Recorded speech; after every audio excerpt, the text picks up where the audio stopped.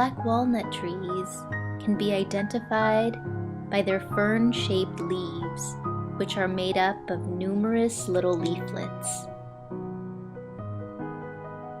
The trees produce 2-inch round-shaped fruit, which can be used for numerous types of dyes. Depending on your region, walnuts can be harvested from late summer to mid-October.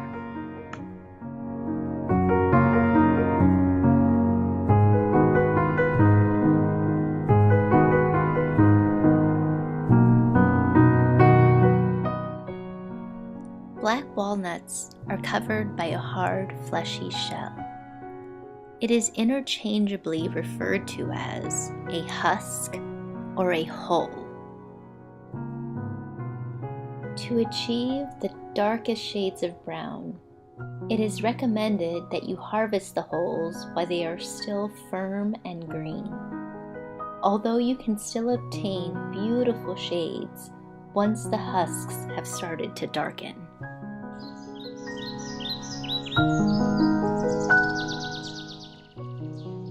It is a breathtaking and crisp autumn morning.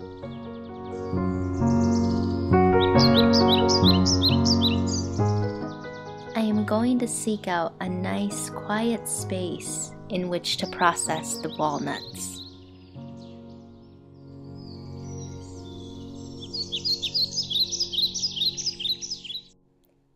Black walnuts are notorious for their staining power, so I am going to use a pair of plastic gloves to protect my hands. The other tool that we will need is a simple rubber mallet. Although you can place the entire walnut into your dye vat, it is really only the husks that produce the dye.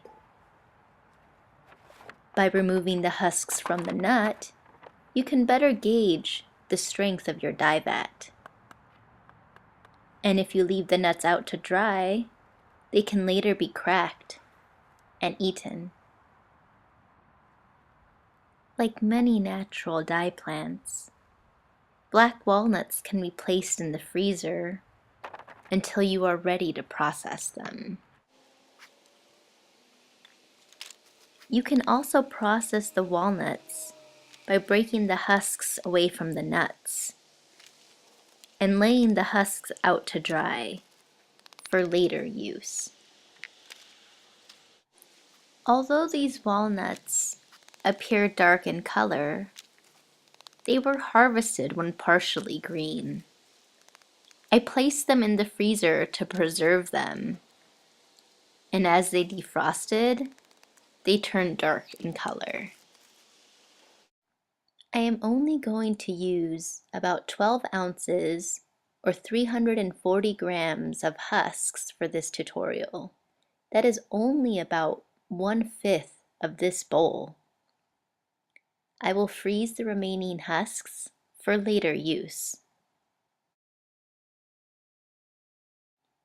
For the first dye vat, I am going to use 12 ounces of wool yarn to 12 ounces of walnut husks. You can achieve a variety of colors with natural dyes, depending on the mordants and the modifiers that you use. For this tutorial, I will show you how to get 2 colors from the same dye vat. The first thing to note is that black walnuts are naturally rich in tannins. Tannins assist the dye to bond to your natural fibers, thus eliminating the need to pre-mordant your yarn. The 4 skeins of yarn on the left are from the first unmodified dye vat in this tutorial. This is the natural, rich chocolate brown you get from walnut husks. The yarn on the right is from the first exhaust bath with the addition of 1 teaspoon of cream of tartar. This addition produces a warm amber brown. Cream of tartar is commonly used in baking, and it occurs during the fermentation of grape juice. It has a pH level of 5 and will create an acidic dye vat, shifting the yarn color from chocolate to amber.